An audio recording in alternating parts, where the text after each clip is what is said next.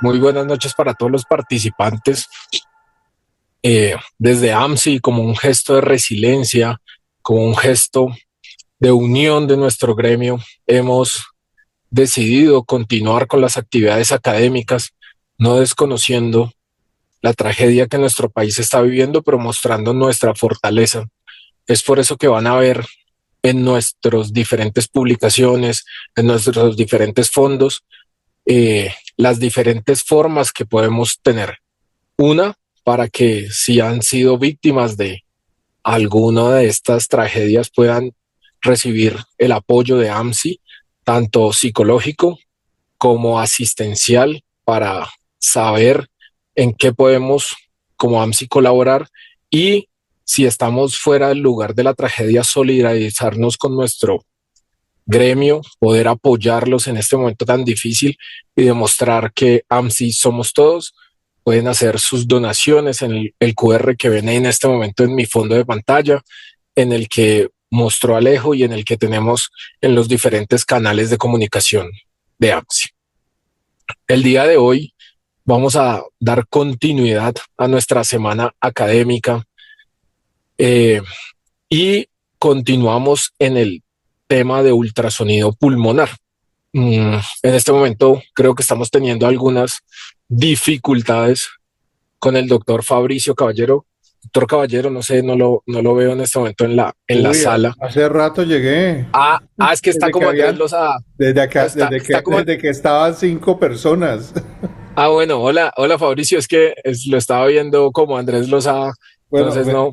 de pronto me disculpan porque estoy en el hospital universitario y quedamos sin oficina, sin nada.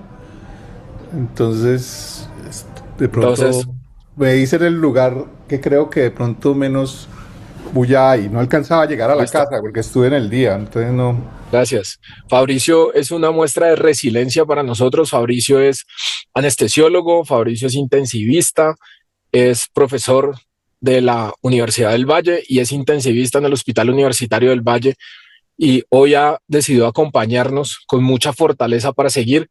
Fabricio nos va a hablar sobre el tema estandarización del uso de ultrasonido pulmonar y cómo utilizar este de la mejor manera. Bienvenido Fabricio, gracias por el esfuerzo, gracias por la dedicación y un abrazo solidario en estos momentos tan complejos. Bienvenido y yo creo que es momento de Muchas, darle muchas inicio gracias. al webinar. Muchas gracias a la sociedad por invitarme a estas actividades académicas tan interesantes y que nos enriquecen a todos. ¿Me escuchan? Sí, señor. Ah, Sí, bueno. señor.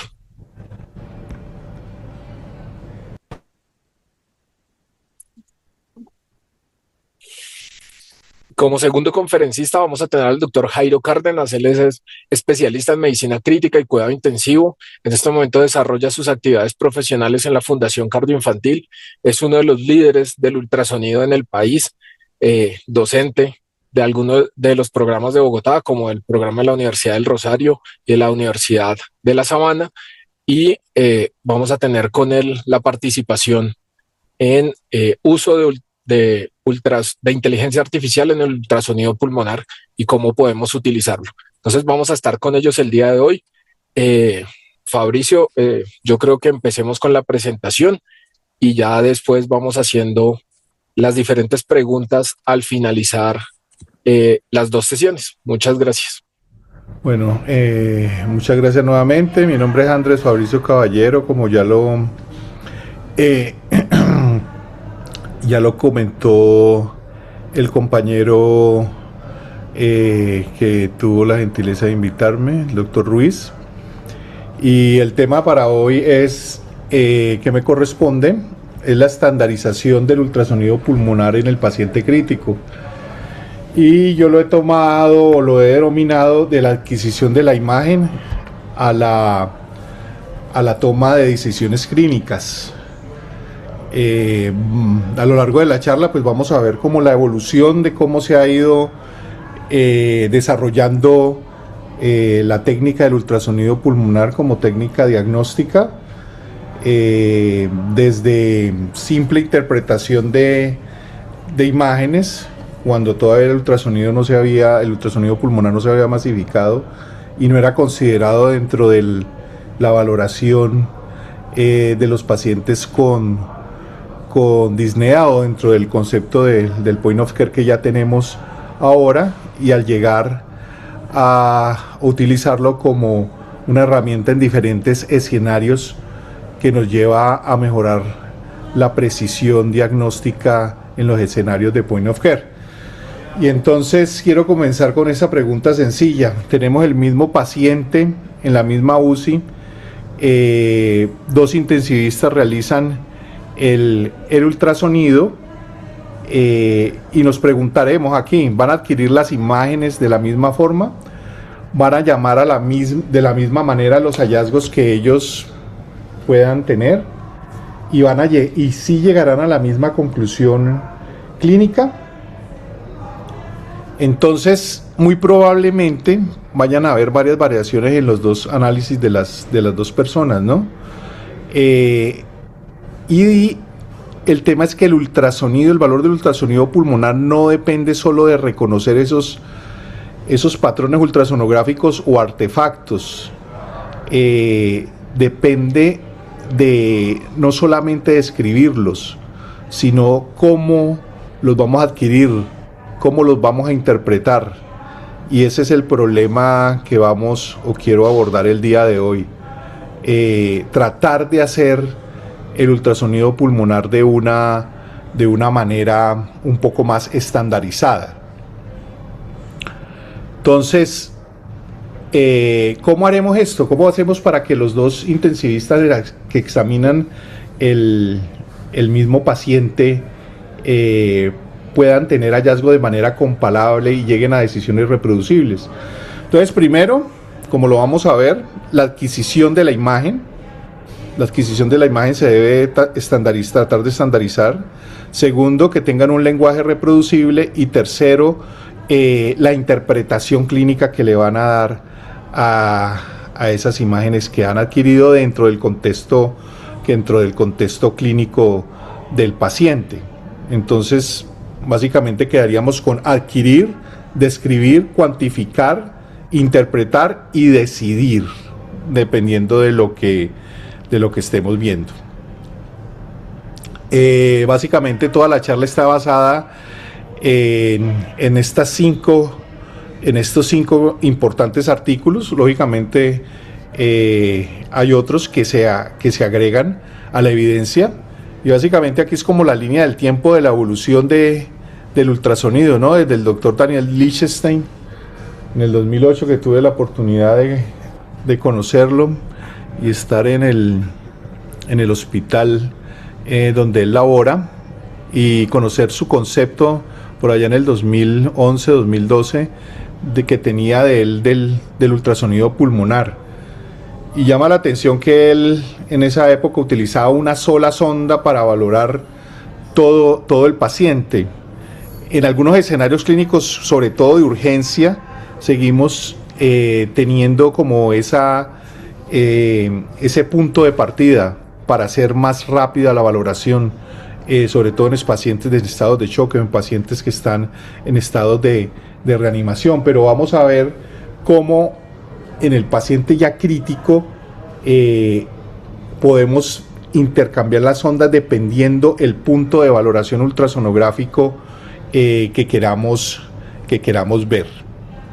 Y no solamente el ultrasonido con el protocolo de la disnea, que él inicialmente lo valoró, ya lo vamos a ver en otros escenarios clínicos como el winning, o en los escenarios clínicos en que queremos mejorar áreas hipoventiladas, donde vemos que el ultrasonido definitivamente es una herramienta muy buena para ver el impacto clínico que tengamos en maniobras, por ejemplo, como el PIF o el prono. Y también vamos a ver que no es tan bueno para el tema de la sobredistensión, y es ahí como pues tenemos que entrar como en un escenario multimodal de múltiples valoraciones en el escenario clínico de nuestro paciente ventilado, igual que lo vimos en las dos excelentes charlas de ayer, que no solo nos quedamos con una medición solamente, sino que miramos todo el contexto, en el caso de ayer hemodinámico, aquí en el contexto pulmonar, que también va a ser acoplado a la parte cardiovascular.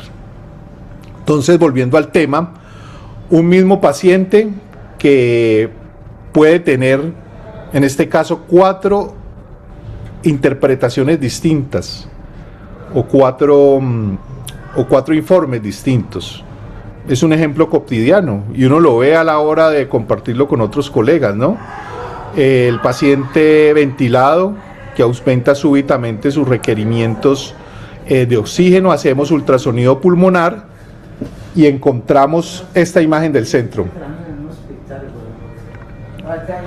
Esta imagen del centro, en el cual el primer intensivista puede utilizar términos coloquiales como por ejemplo, no, es un pulmón húmedo o es un pulmón congestivo. Pronto más utilizamos el término ahora congestivo que húmedo. Yo creo que ese se ha perdido un poco de manera coloquial. O el segundo, que puede llevarnos a decir múltiples líneas B. Ya es un avance en la interpretación, pero es una interpretación incompleta, porque no está caracterizando cómo se está comportando todo el paciente. De pronto se está quedando en solo punto, omite la caracterización si es un patrón homogéneo de líneas B que nos puede llevar a un contexto de edema agudo del pulmón, o un componente heterogéneo donde vamos a tener zonas con muchas líneas B o zona con líneas A, como ya todos estos artefactos los vamos a analizar más a fondo en las siguientes diapositivas. El tercero puede decir que es un síndrome intersticial. Podríamos decir que es un tema muy, una definición muy genérica del análisis de ese ultrasonido pulmonar. Y el cuarto, el edema pulmonar, que también lo habíamos visto ahora, pero tenemos que nuevamente ponerlo en el contexto general de la caracterización del ultrasonido. ¿Listo? Entonces, y aquí hay un punto bien importante. Líneas B no es como tal compatible directamente con edema pulmonar. Una línea B es un fenómeno ecográfico que aparece cuando se modifica esa relación aire, líquido, tejido del pulmón periférico. Una vez se realiza la línea B, tenemos que determinar su distribución, sus características de homogeneidad o heterogeneidad en los diferentes puntos, como ya lo vamos a ver. Ahora en el estándar de la UCI preferimos la valoración o el último consenso de 46 recomendaciones. Nos dicen que, y como ya lo vamos a ver, nos dice que por lo general tenemos que tener 12 puntos de valoración por lo menos. Si no solamente nos quedamos con las características de líneas A, líneas B o desgarro, sino también la característica pleural. ¿Tiene o no desgarro pleural? ¿Tiene o no consolidaciones subpleurales? Y todo eso integrado a la clínica. Entonces, por eso lo importante de estandarizar, porque lo importante de estandarizar ya no es un asunto simplemente de definición o de semántica, ¿no? Es un problema de seguridad clínica y que sea reproducible como tal. Entonces, definitivamente vamos a pasar entonces al tema de los patrones o de los artefactos o de los patrones de artefactos que tenemos en el pulmón. Básicamente el pulmón nos habla a partir de patrones ultrasonográficos, patrones ecográficos como tal, a partir de artefactos que se dan por esa alteración que produce cuando se pierde insuflación o aireación en los pulmones, ¿no? Entonces, básicamente el pulmón nos habla en patrones físicos. Vuelvo y le digo, asumir automáticamente que línea B es igual a edema pulmonar, pues no es lo correcto. Lo que estamos viendo aquí es física del ultrasonido aplicada a diferentes patologías. es la consecuencia de la modificación física del pulmón como tal, cuando disminuye la aireación, como les decía, y cambia la relación entre aire, líquido y tejido. Esa alteración genera inicialmente artefactos verticales denominados líneas B. Una vez definido el artefacto, vamos a recorrer las causas. ¿Qué puede producir este fenómeno? Edema cardiogénico, obvio, pero también lo puede producir un SDRA, una neumonía, una enfermedad intersticial, una contusión pulmonar y otro tipo de situaciones. Por eso la línea B tiene una gran sensibilidad para detectar pérdida de la aireación como tal, pero por sí sola tiene poca especificidad etiológica. La etiología aparece cuando analizamos más el patrón y lo asociamos a la clínica y a otras variables asociadas, que pueden ser la parte clínica, la parte del point of care, cardiovascular, por ejemplo.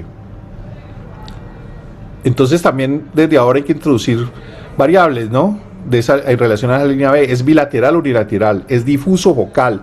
¿Es homogéneo o heterogéneo? Un punto importante nuevamente que les digo: ¿cómo está esa línea pleural? ¿Hay consolidaciones? ¿Hay zonas respetadas como tal de pleura y de pulmón? ¿Hay derrames? Entonces lo primero es describir el fenómeno físico, después venimos a reconocer el patrón y finalmente inferimos la enfermedad dentro del todo del contexto clínico. Todo esto es la evolución que ha tenido los grandes grupos de ultrasonido como Wolpicelli o el mismo doctor Lichtenstein a lo largo de estos años, a partir de que él fue el pionero. Entonces, ¿cómo solucionamos este problema de los 4 informes diferentes que vimos, o de los 2 escenarios de los 2 intensivistas? Entonces yo creo que necesitamos 3 niveles que frecuentemente mezclamos y tenemos que definirlos. El primero, signos ecográficos, datos crudos, o sea, el artefacto que generado por la física del ultrasonido. Posteriormente, el patrón sonográfico. Dejamos de mirar una imagen aislada y analiza una distribución espacial como tal, y luego la interpretación clínica, no quedarnos solo con la parte pulmonar, la integración hemodinámica que nos va a dar nuestro paciente. Entonces, en lugar de describir simplemente, como dijimos, edema pulmonar, podríamos informar que tenemos un paciente con un patrón intersticial bilateral, difuso, homogéneo relativamente, con una línea pleural regular, un lung sliding conservado. Eso es descripción. Y posteriormente agregar el contexto clínico y hemodinámico para llevarnos a un hallazgo clínico compatible con congestión pulmonar. Eso ya es la interpretación. La gran diferencia, entonces, podríamos decir que el primer componente reproducible, el segundo es interpretable y el tercero ya depende del contexto clínico. El tema del traductor. El traductor, pasamos, como les decíamos, de la escuela francesa a la escuela clásica del doctor Lichtenstein, de una sonda estándar única a un enfoque moderno. Sí, porque la escuela clásica, la escuela del Blue Protocol, utilizaba muchísimo, como les dije al principio, el luz, una sonda que permitía abordar rápidamente el paciente crítico, y como lo digo, habrían escenarios en que todavía podemos definirlo con una sonda. Pero cuando hacemos luz como tal, y a la luz de los nuevos consensos, el del 2025, y queremos hacer luz cuantitativo y seriado, el estándar se nos queda corto con una sonda. El estándar que se recomienda ahora es alternar una sonda lineal para ver sobre todo los campos anteriores y una sonda de bajas frecuencias o convexas en los campos posteriores. Y esto se da ¿por qué? Porque a nivel de los segmentos anteriores queremos sobre todo ver resolución pleural, sliding o deslizamiento pleural, ver pequeños cambios pulmonares, y en la parte posterior necesitamos más penetración, ver zonas profundas de consolidación, derrames, pérdida de aireación como tal, ¿no? Eso básicamente en el adulto. En el pediátrico y en el neonato, la sonda lineal de alta frecuencia podría abarcar todo. Bueno, vamos al siguiente punto. Antes de interpretar hay que adquirir bien la imagen, porque los signos ecográficos pueden alterársenos dependiendo de los presets de los equipos, de la cantidad de armónicos que le pongamos, y si le ponemos que nos elimine artefactos. Eso es muy importante tenerlo en cuenta antes de empezar como tal, ¿no? Por eso la elección del traductor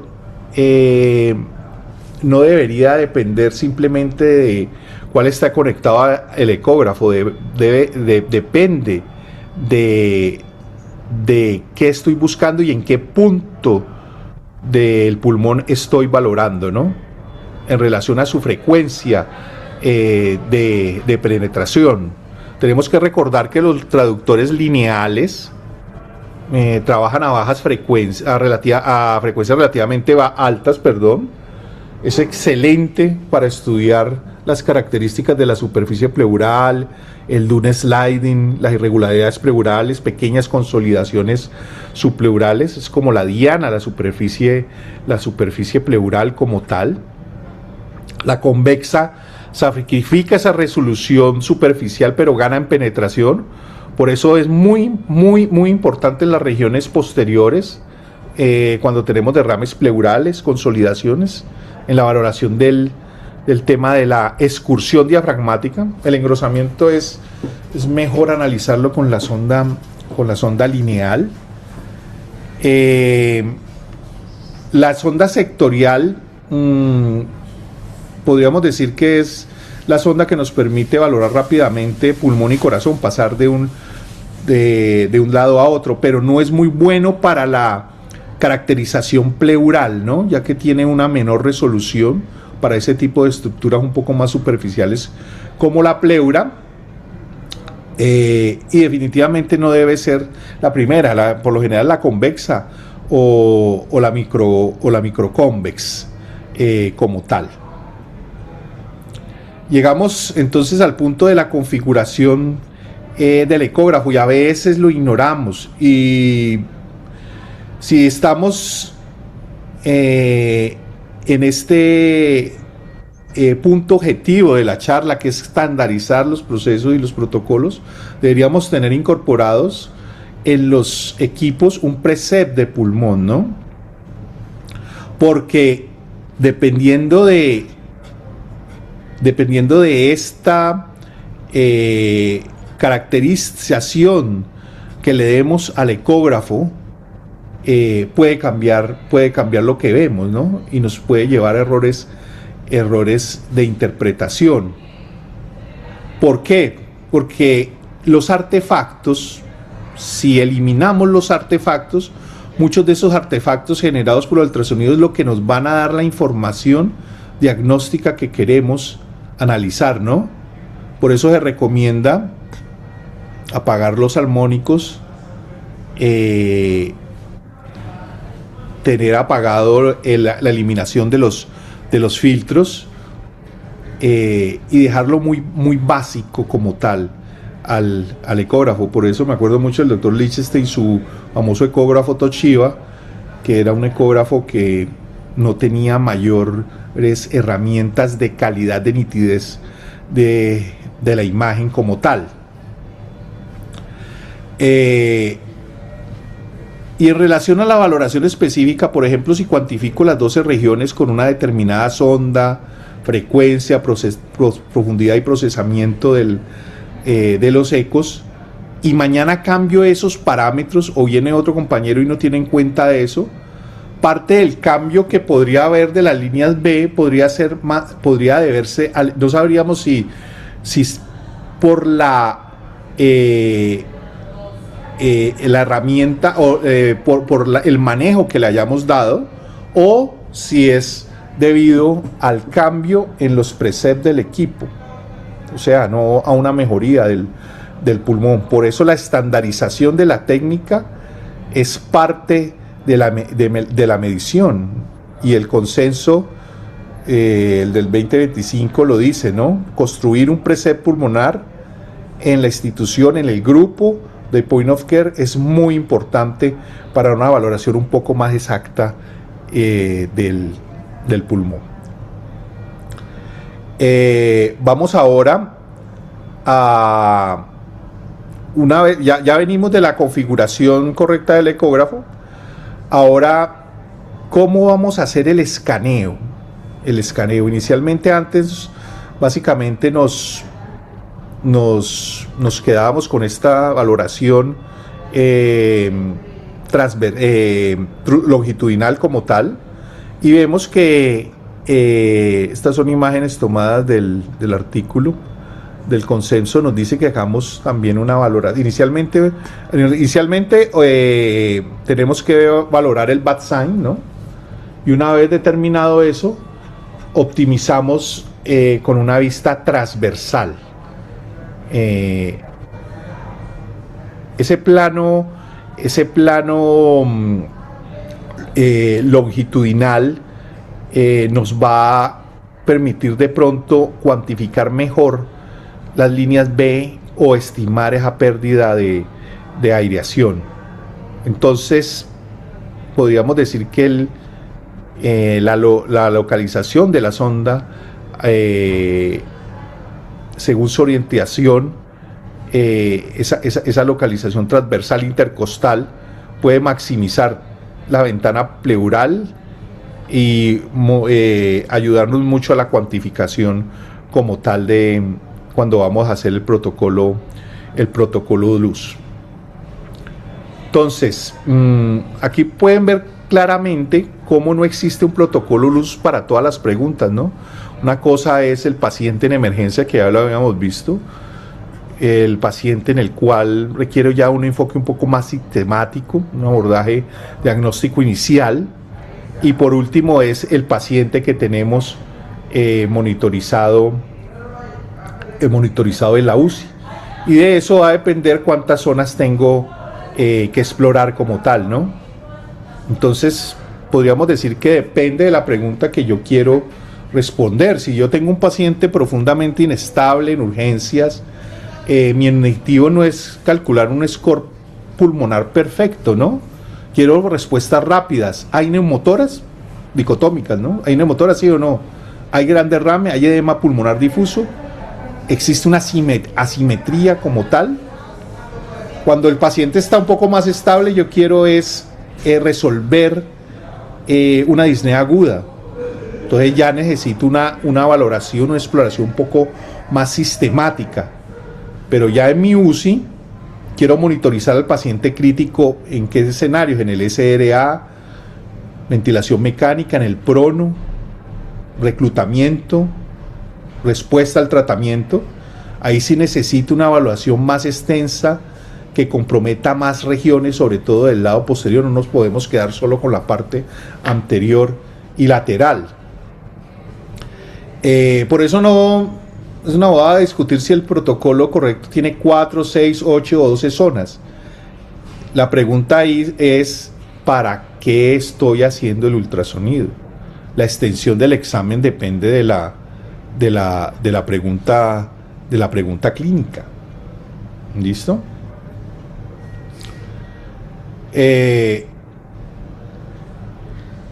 Aquí nuevamente miren cómo, básicamente lo mismo que estuvimos hablando ahora, ¿no?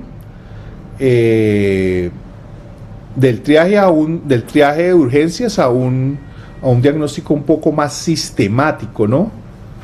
Los protocolos iniciales, como el protocolo Blue, fueron diseñados para responder rápidamente preguntas sindrómicas con pacientes con insuficiencia respiratoria aguda, ¿no? Son enfoques del lado izquierdo aquí, de urgencias rápidos, cualitativos y orientados a patrones. Porque luego les digo, en un paciente inestable necesito descartar una situación que pueda comprometer la vida, ¿no? O que nos esté generando un estado de choque.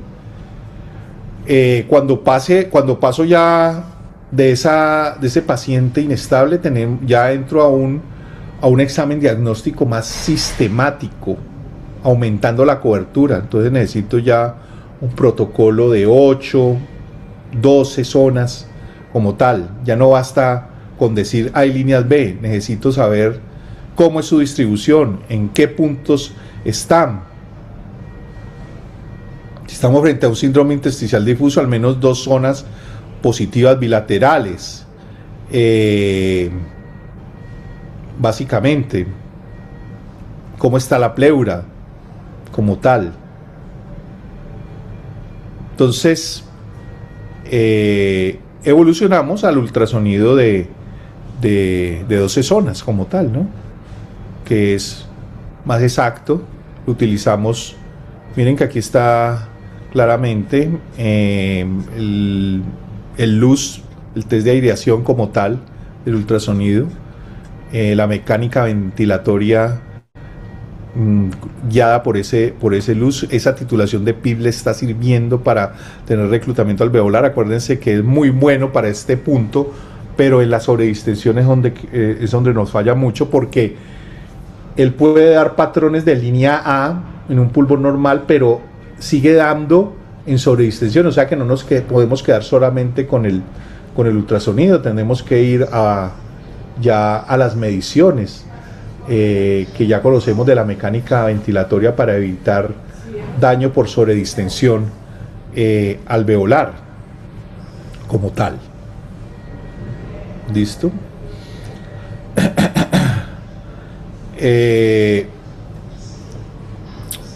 Las regiones posteriores, la zona oculta del pulmón, no nos podemos generar falsamente con regiones ventrales falsamente sanas.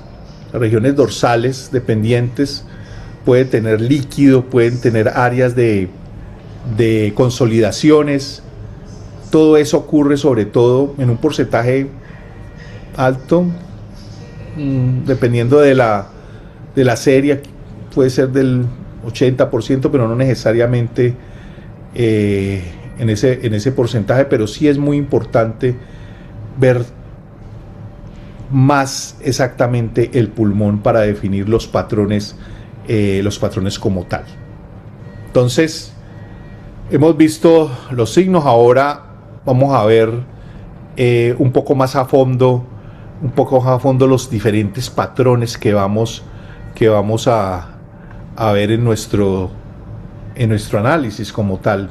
Y para empezar, lo primero es el famoso Lune sliding, el famoso deslizamiento pleural. Es el primer elemento que debemos mirar.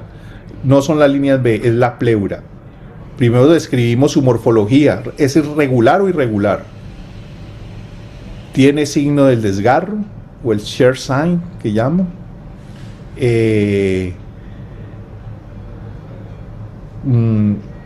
A veces el grosor de la pleura es muy importante también, ¿no?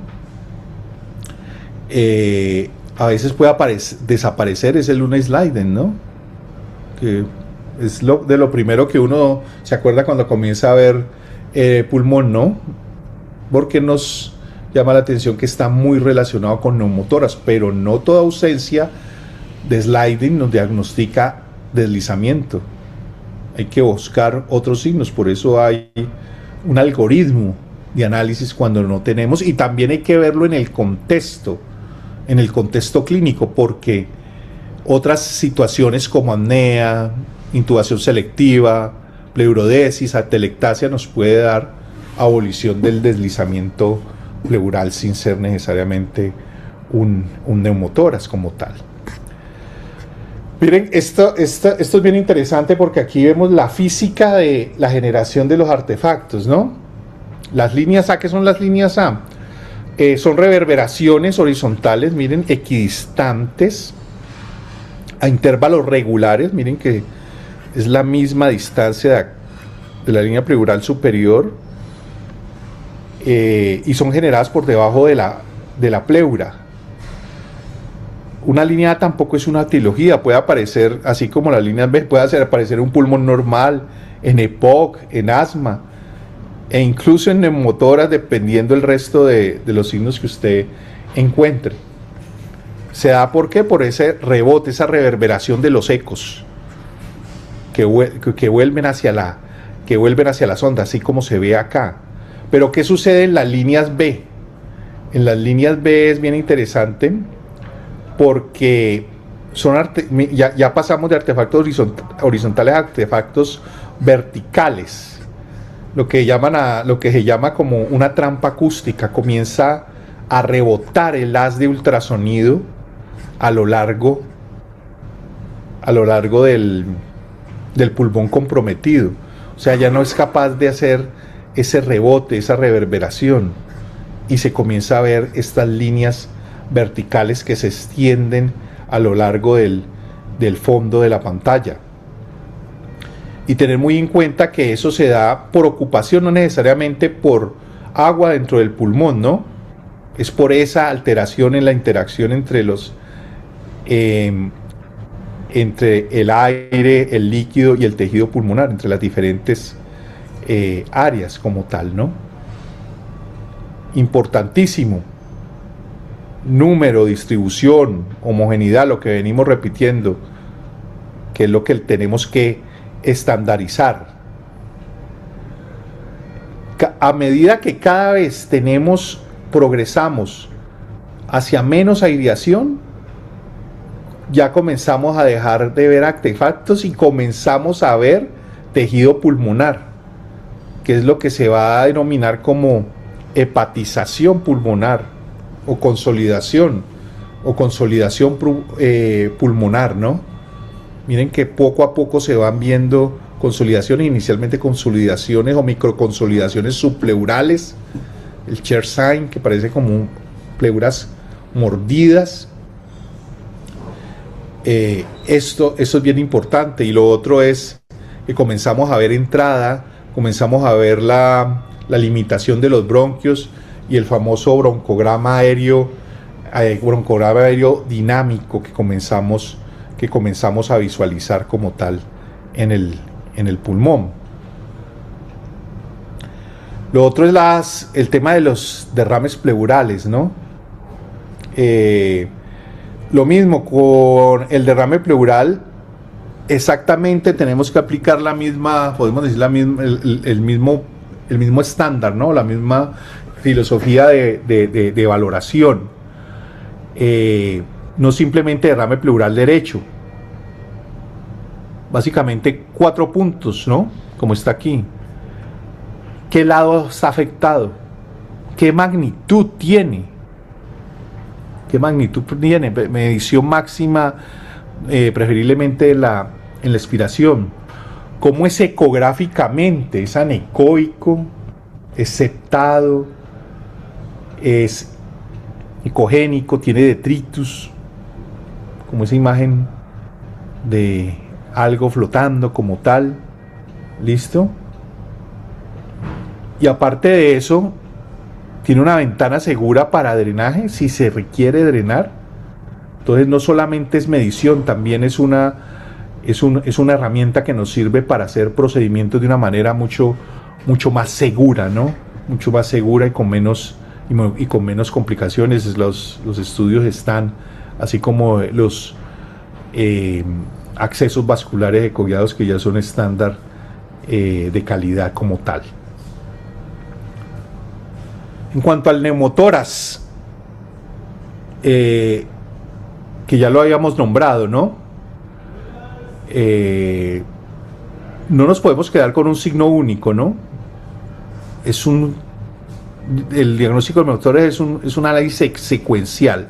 Primero volvemos, hay o no deslizamiento pleural, o sea, hay sliding como tal. Si hay sliding en el punto explorado, hay contacto entre las pleuras y definitivamente el neumotórax pues queda excluido en ese punto, ¿no? Esa es la otra. Hay que hacer una valoración exhaustiva también, no solo quedarse en un punto. Si no hay sliding, no diagnostico neumotórax de entrada. Hay que descartar otras causas, entonces busco líneas B, si existen líneas B en ese punto. Tienden a estar, las dos pleuras tienden a estar en contacto, eso incluye en neumotórax en esa región. Pero también podemos buscar el pulso pulmonar, el famoso pulso pulmonar, que el pulso pulmonar no es más que la transmisión del latido cardíaco a la pleura biselar.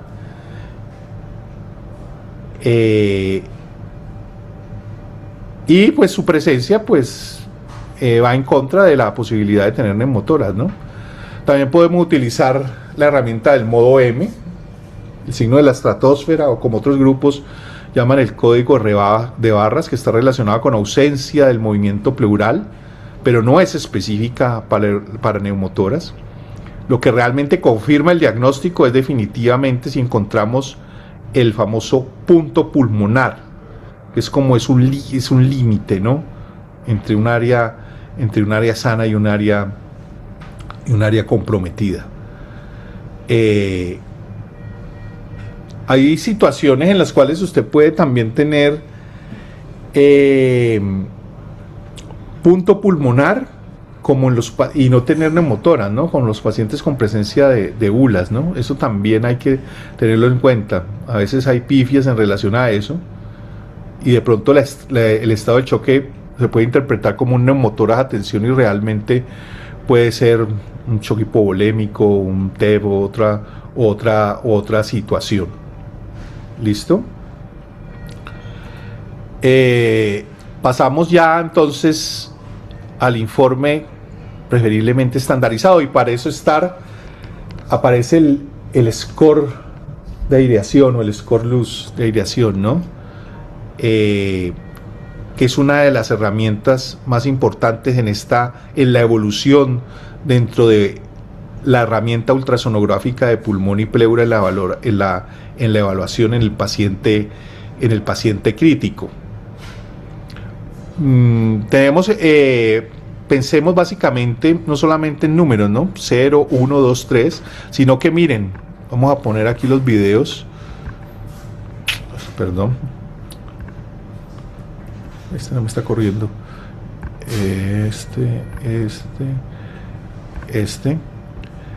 Pensemos inicialmente como una transición fisiológica. Score de 0,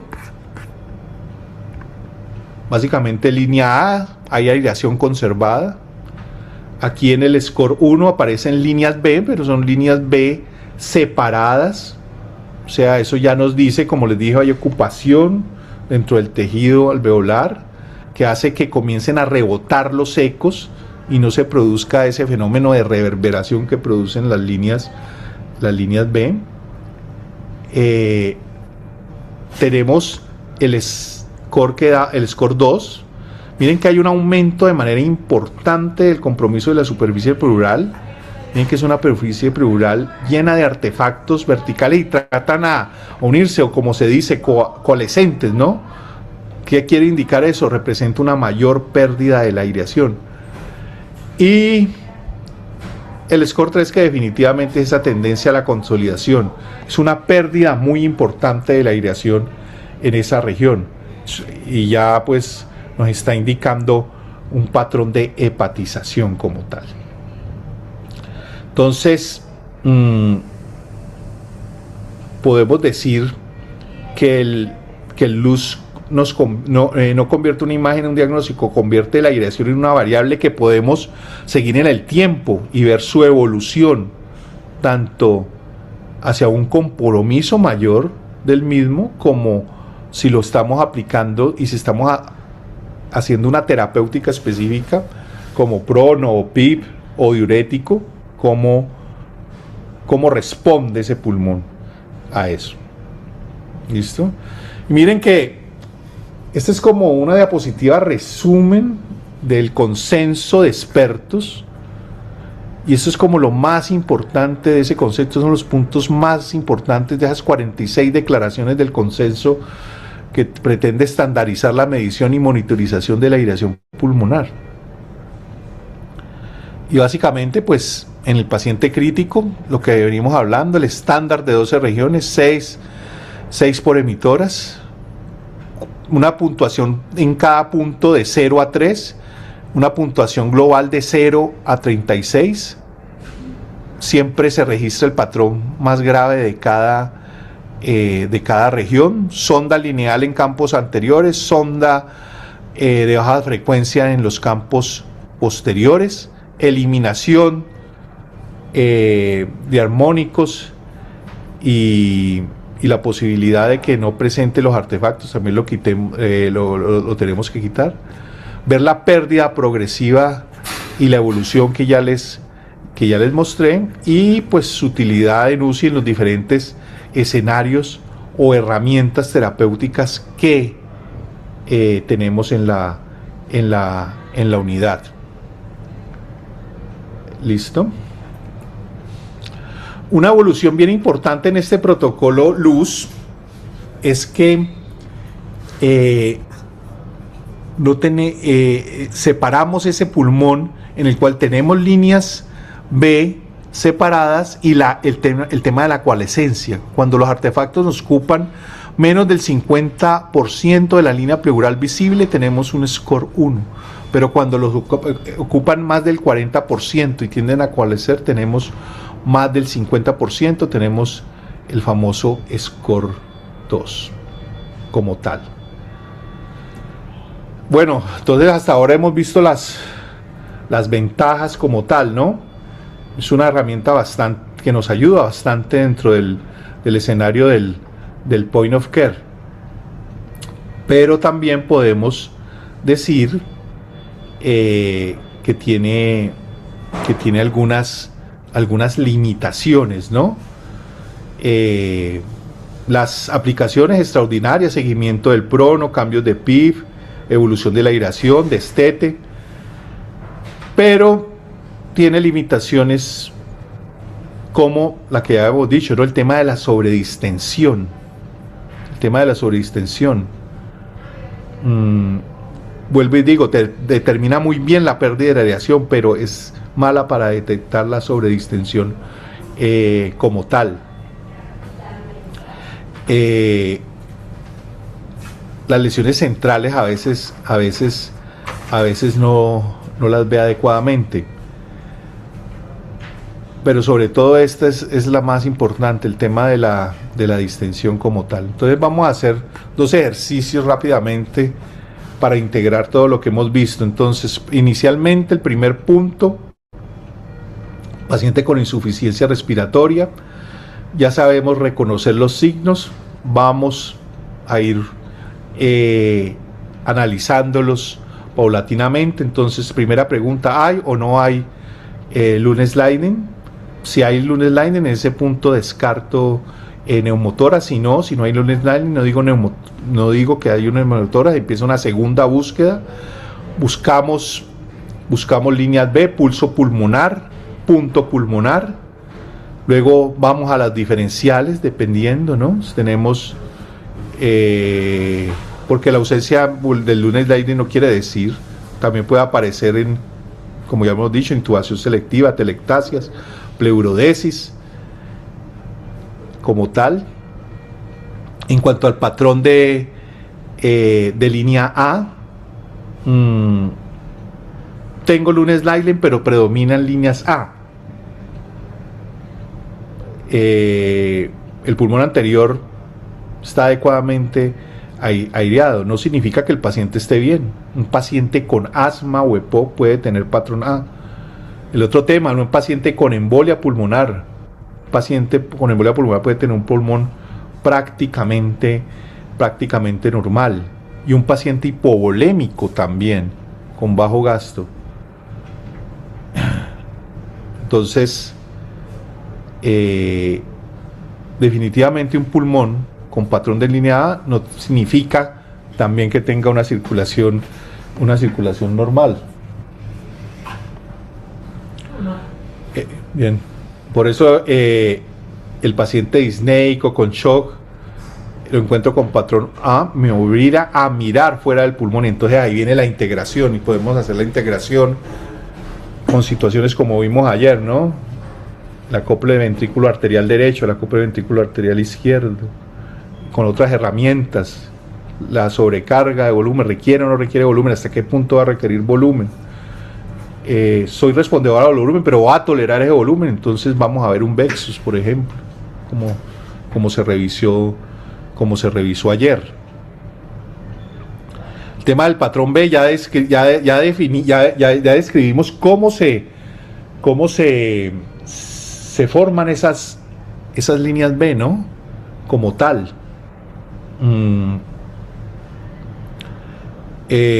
La pregunta vuelvo y le digo, no es solamente hay líneas B, ¿qué patrón forman esas líneas B? En edemas cardiogénicos podemos tener un patrón de congestión hidrostática, suele ser más bilateral, simétrico, homogéneo. Pleura relativamente regular, los lunes Leiden están conservados. En un SRA, la distribución es parchada, hay zonas respetadas, hay irregularidades pleurales en algunas zonas, pequeñas consolidaciones, hay alteraciones regionales del sliding como tal. Por eso ninguno de estos signos aislados diagnostica el SRA o el edema cardiogénico. Lo que nos va a aumentar o disminuir la probabilidad de una etiología a otra es la combinación de signos y su distribución asociada a la clínica, ¿no? Y incorporar la ecografía. Si tengo líneas B homogéneas más pleura regular, ¿cómo está esa difusión? ¿Cómo está esa parte de performance ventricular izquierdo? ¿Hay disfunción ventricular izquierda? ¿O hay función izquierda conservada? Si hay función izquierda conservada, ya me voy más hacia un lado pensando en una patología inflamatoria como tal. Entonces, miren cómo vamos relacionando todo, ¿no? El tema de los derrames también ya aplicado como tal al paciente ya. Después de analizar la pleura, el patrón de aireación, vamos a las zonas dependientes como tal. Nuevamente, consolidaciones. Si tengo consolidaciones, tengo broncoderrame aéreo, ese broncoderrame aéreo es dinámico. Ahora, si tengo el derrame como tal, en la parte posterior, lo mismo, cuantificación, caracterización, ecogenicidad como tal. Y no quedarnos solo en pulmón, lo que les hablaba ahora. Tenemos que integrar la integración cardiopulmonar. O sea, definitivamente el ultrasonido no lo podemos terminar en la pleura. Si encuentro patrón de líneas B, necesito mirar el ventrículo izquierdo. ¿Cómo está esa función sistólica? ¿Hay valvulopatía? ¿Cómo está el análisis de presiones como tal? Si encuentro un patrón A en un paciente con disnea severa o choque, miro inmediatamente el ventrículo derecho, tamaño, función, relación BDBI, TAPSE, signos de interdependencia ventricular, cómo está ese septum. Si tengo la posibilidad de medir la relación 60-60, tiempo de aceleración en la pulmonar y a nivel de la tricúspide, hacer una valoración de la presión sistólica de la pulmonar por la insuficiencia tricuspidia. El tema del estatus venoso sistémico con el Vexus, o llevarlo a un punto de evaluación diafragmática como tal. Si estoy en plan de disfunción diafragmática con disnea, por ejemplo, en el caso de bloqueos de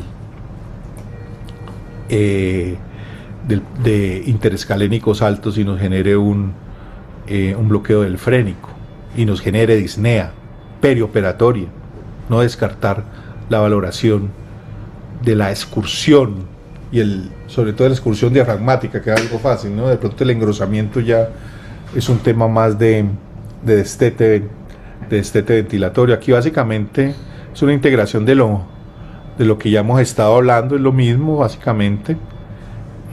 Rápidamente, nuevamente el análisis pleural, no quedarnos solamente con patrón de línea A, hay que ver si tenemos una patología vascular, TEF, falla hemodinámica, obstructiva, patologías pleurales, la dominancia del patrón B, si es cardiogénico o neumónico. Esto básicamente es lo mismo, PLAPS como tal, el acopre, la integración cardiopulmonar entre la clínica y la hemodinamia. No olvidar esas mediciones que hacemos, ¿no? Cada vez hacemos más mediciones de performance cardíaco como el BTI y el análisis de congestión derecha, el Vexus, y el análisis diafragmático. Por eso les digo, no se queda en la pleura, hay que hacer una valoración general como tal.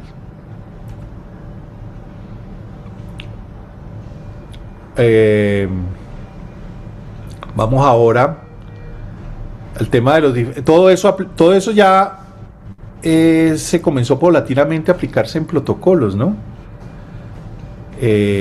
Históricamente. De hecho, muchos de esos puntos que hemos puesto se organizaron en protocolos como el Blue, que fue para insuficiencia respiratoria, el FALS para shock, el Sésame en escenarios extremos, todo eso desarrollado por la escuela francesa inicialmente. Luego se fueron dando otros como el Rouge o ese protocolo del grupo de la Santa Fe, tan interesante para tipificar la causa del choque, ¿no? Entonces, definitivamente el ultrasonido nos amplifica el juicio clínico. Rápidamente, como para recordarles el tema del protocolo ULU, fue fundamental dentro del desarrollo de la herramienta, porque nos convirtió el ultrasonido de pulmón en una secuencia rápida de perfiles, ¿no? Entonces, me acuerdo que perfil A, perfil B, perfil C como tal, B', que nos orientaba como tal hacia la causa de la disnea. El FALS, que nos llevó a ver la causa como tal del choque y ver la capacidad de administración de fluidos. Fue de los primeros de ver hasta qué punto iba a reanimar con fluidos a nuestro paciente, para ver si estábamos en la zona dependiente o independiente de precarga también, ¿no? Y el Sésame, que es básicamente en situaciones extremas de colapso como tal, ¿no? Y siempre ahí pues la valoración pulmonar estaba dentro de la valoración como tal.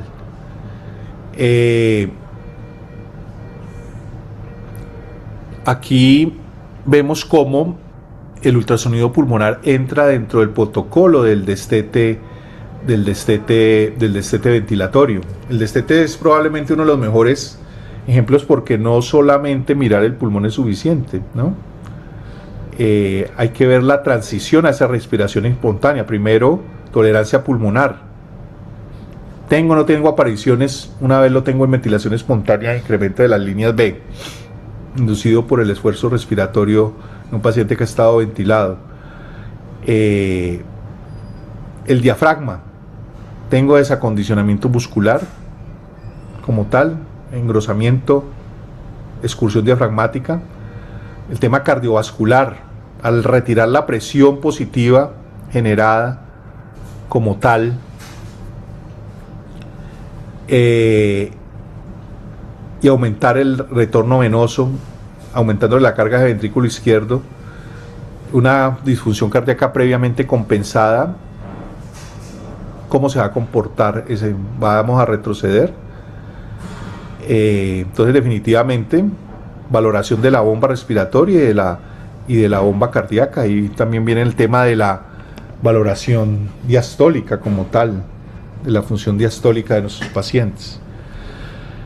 Ya en la última parte, que no me va a tener mucho porque creo que la exposición que viene está muy relacionado con el tema de la IA y su aplicabilidad en los scores de ultrasonido pulmonar. Podemos decir que hasta ahora todo dependía del operador, pero si podemos automatizar y cuantificar con base en la inteligencia artificial cómo se comportaría,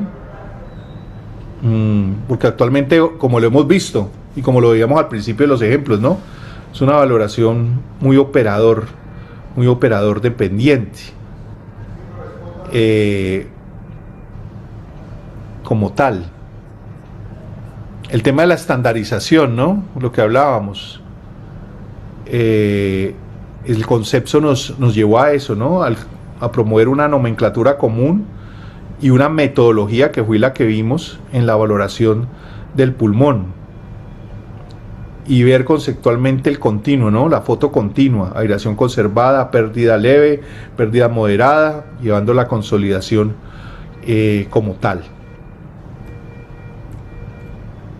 Tema de los fenotipos también, ¿no? De hecho, cuando estuvimos en el COVID podíamos hacer las comparaciones de los TAG, ¿no?, los fenotipos high low, de alta elastancia y baja elastancia, alta distensibilidad, baja y alta distensibilidad, y se comparaban con patrones, y los comparamos con patrones ultrasonográficos,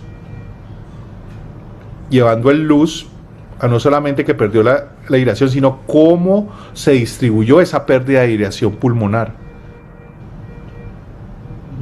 comparándolos con las tomografías como tal. El ensayo clínico Pegasus definitivamente fue el primero en que utiliza el luz como un sistema de aireación y personalizar el impacto de la ventilación mecánica en los pacientes. Y ahí por eso es que podemos decir que sirve como una película, ¿no? La valoración inicial, la intervención y posteriormente cómo va evolucionando. Lo que hemos dicho, las intervenciones clínicas, cómo se comporta con la prueba de ventilación espontánea, si vamos a retroceder o no, conjuntamente con la características clínicas y de parámetros mecánicos.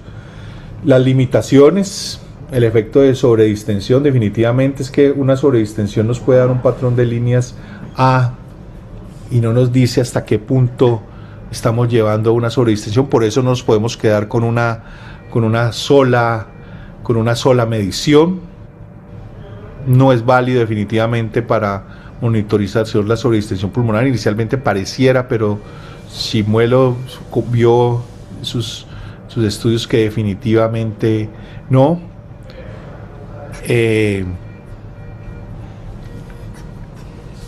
Lo que hablábamos en esa gráfica anterior en relación a la IA, ¿no?,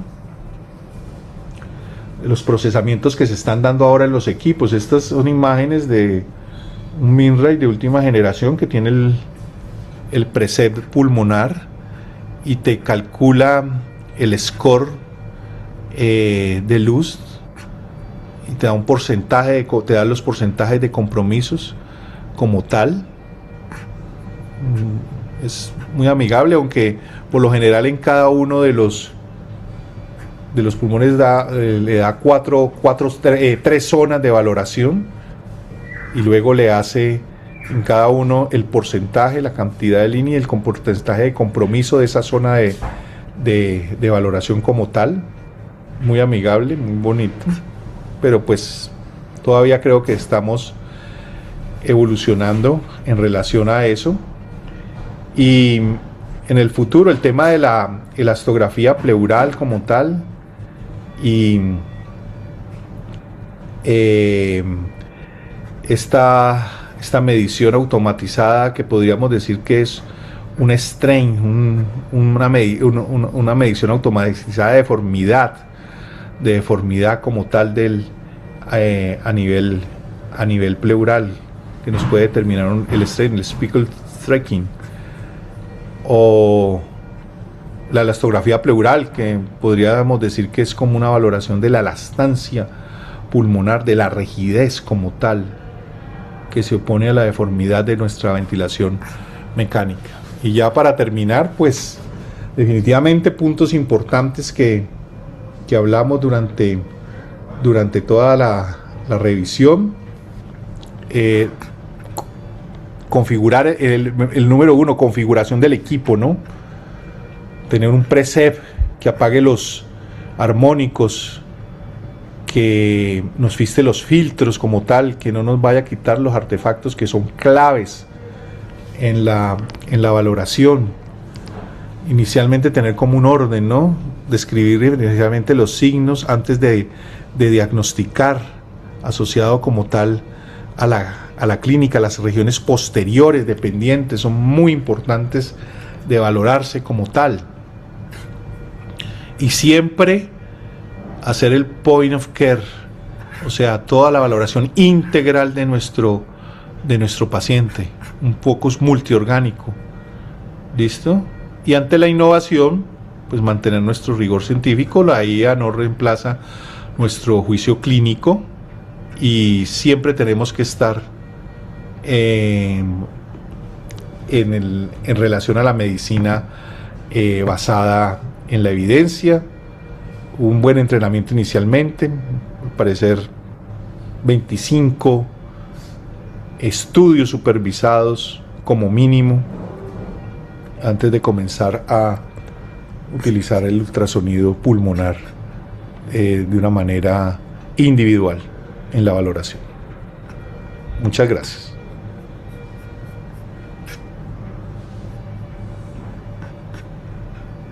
Muchas gracias, doctor Fabricio. Tiene eco.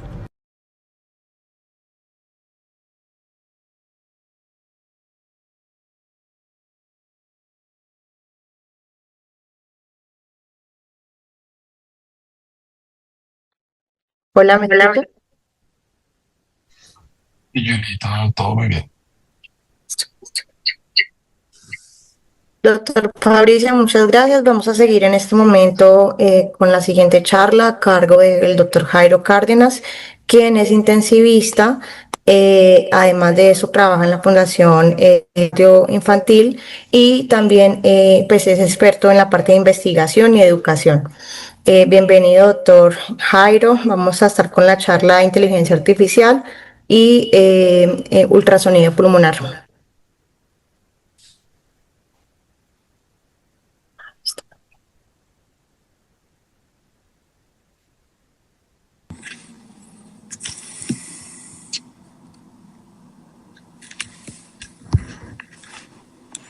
Hola, buenas noches a todos. ¿Me confirman si me escuchan? Sí, sí, señor. Ok, ahora lo difícil es compartir la pantalla.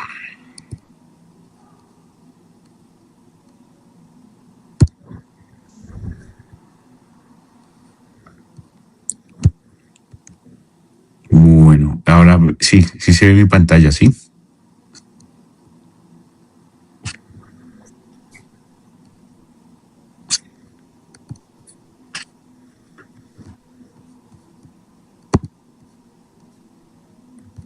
Sí, señor, se ve perfecto. Listo, perfecto. La presentación ya se ve en la...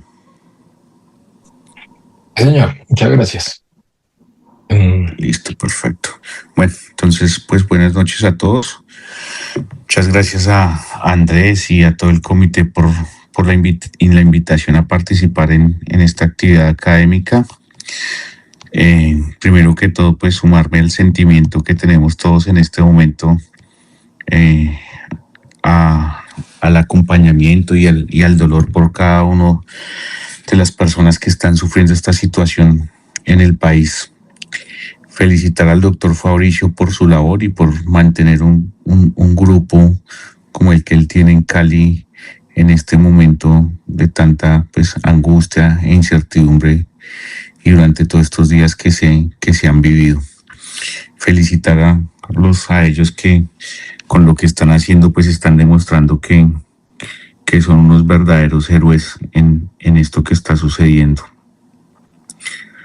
Para continuar con el tema académico, entonces vamos a hablar de inteligencia artificial POCUS.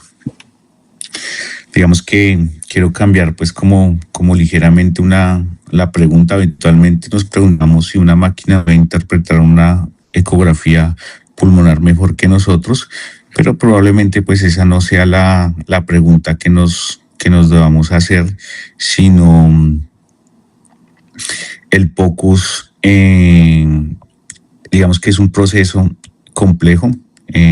Se adquiere o alguien adquiere una imagen, determina si tiene una calidad o no y se reconocen patrones y se cuantifican hallazgos. Digamos que la inteligencia artificial puede intervenir en cada uno de esos pasos, pero digamos que lo que quiero mostrar es que a pesar de las herramientas y de los avances, hoy avances muy sólidos en investigación y en educación, nunca se va a poder reemplazar al médico. Lo que se va a hacer tal vez es reducir la variabilidad en adquisición, reconocimiento, pero el médico siempre tiene que estar presente y al lado. Cuando hablamos de el pulmón, digamos que el pulmón es diferente a cualquier lo que ya les explicó el doctor Fabricio. Digamos que el pulmón es diferente a todo lo que mencionamos desde el punto de vista de la anatomía, lo que queremos ver o los movimientos. Digamos que el pulmón desde el punto de vista imagenológico en diagnóstico es interesante. Cuando está, pues es fácil y es chévere cuando está normalmente aireado o cuando no estamos observando directamente el parénquima, como podría ocurrir cuando hacemos una tomografía, porque no es in vivo. Entonces la diferencia entre la impedancia acústica entre los tejidos y el aire es lo que nos da la información, y esa información que puede provenir de la interfaz pleural y de artefactos es lo que interpretamos como línea pleural, el sliding, las líneas A y artefactos verticales. Cuando desaparece el aire y aparece el líquido o el tejido, entonces podemos obtener una representación anatómica como consolidaciones o derrames, y para esto la inteligencia artificial tiene una secuencia y no basta con analizar píxeles estáticos, sino que lo que va a valorar es movimiento, periodicidad, origen pleural y evolución temporal del artefacto, para así tener una información diagnóstica. Vamos a hablar del talón de Aquiles del POCUS, y el problema fundamental es que digamos que tiene dos fuentes de variabilidad. Primero, pues es la adquisición de la imagen. Entonces puedo colocar mal la sonda, elegir una profundidad incorrecta o simplemente generar un video o un clip que no es interpretable. Y otro problema que puede venir es, independientemente de la calidad de imágenes, si yo estoy interpretando de manera correcta esa imagen. Si esas imágenes o esas características que tienen la imagen que estamos tomando se puede interpretar y yo la estoy interpretando de manera adecuada. Entonces, si pusiéramos eso en una ecuación, digamos que errores en la adquisición o errores en la interpretación pueden hacer errores diagnósticos. Y si yo tengo errores en la adquisición y errores en la interpretación, pues es un fracaso el estudio que estamos haciendo. Ahora, ¿qué inteligencia artificial estamos utilizando? Entonces aquí solamente pues necesitamos 4 conceptos. Digamos que inteligencia artificial es un término muy general. Está el Machine Learning, que son modelos que aprenden relaciones de datos, Deep Learning, que es utilizar redes neuronales profundas y es particularmente pues, potente en las imágenes. Pero clínicamente me interesa a mí distinguir las tareas, es decir, yo quiero clasificar si hay, por ejemplo, líneas A o hay líneas B, si las hay o no las hay, y además detectar y localizar y segmentar para poder identificar qué región corresponde a cada estructura y clasificar cada una de estas medidas que tenemos y definir si estamos o si la inteligencia artificial o el modelo que estemos utilizando reconoce correctamente una línea B. El otro problema o otra situación con este tipo es si nosotros somos capaces de reconocer correctamente una línea B y sabemos que no siempre, a diferencia de la inteligencia artificial, nosotros sí podemos saber qué está causando la línea B. Entonces digamos que eso es lo que no tiene el tipo o el modelo de inteligencia artificial, que ella no puede interpretar porque es la línea B que nosotros estamos viendo. Entonces digamos que para dónde puede intervenir la inteligencia artificial, entonces digamos que la inteligencia artificial puede ayudarme a adquirir posición, orientación, puede actuar como pues un control, decidir si el clip que yo estoy haciendo es interpretable, puede extraer características de la pleura, decirme si tengo líneas A, si tengo líneas B, si hay sliding, si hay líquido, podría cuantificar carga y distribución y al integrar toda esta información, si adicionáramos ecocardiografía y hallazgos clínicos, digamos que podríamos tener algún diagnóstico clínico. Pero a diferencia de lo que nosotros queremos o muchas personas creen, la inteligencia artificial no está para ser un diagnosticador automático, sino sería que la inteligencia artificial estaría funcionando como un copiloto cuando está un piloto automático que funcionaría como un copiloto del piloto del avión. Es un proceso difícil, digamos que los pilotos en los aviones, toda la responsabilidad o todas las características o la planeación del vuelo no están con el piloto automático, sino siempre está el piloto presente y vigilando a los métodos automatizados. Entonces lo tenemos que ver así, como cuando hay un piloto automático activo, el piloto siempre está. Entonces la inteligencia artificial, pues en relación a la adquisición de imágenes, les traigo este estudio que es publicado en JAMA en el año 2025 y es una validación diagnóstica multicéntrica en 4 centros. Ellos incluyeron 176 adultos con disnea y cada paciente fue estudiado por un profesional con poca experiencia utilizando el ultrasonido e inteligencia artificial y también por un experto sin inteligencia artificial. Ellos siguieron un protocolo de 8 zonas, 5 expertos enmascarados, evaluaron posteriormente la calidad. Digamos que el resultado fue que el 98.3% de los estudios adquiridos por los no expertos por no expertos y asistidos por la inteligencia artificial tuvo una calidad diagnóstica frente a los expertos en inteligencia artificial con una diferencia de 1.7 puntos porcentuales. Pero en este estudio hay que tener presente que ellos no evaluaron fue la calidad de la adquisición y no evaluaron desenlaces clínicos ni equivalencia diagnóstica. Es decir, que el estudio pudo decir que había una calidad diagnóstica aceptable en relación a algunas competencias con la inteligencia artificial, pero no hacían una correlación directa entre la causa o lo que estuviera sucediendo con lo de los hallazgos. Cuando vamos a hablar, pues el primer cambio de paradigma, entonces está que la inteligencia artificial pues no solo interpreta, sino lo más importante es que en algunos escenarios puede enseñar a adquirir.